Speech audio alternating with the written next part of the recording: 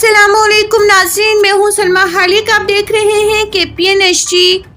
انا للہ و انا الیہ راجعون۔ آج کلگری کینیڈا کی ہر دل عزیز شخصیت کشمیر کمیونٹی کے محسن سردار نسیم خان صاحب اللہ کو پیارے ہو گئے۔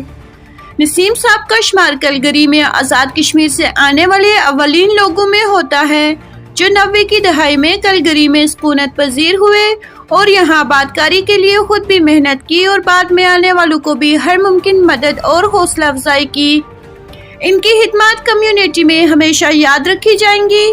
سردار نسیم خان صاحب جن کا تعلق متیال میرا راولہ کوٹ سے تھا،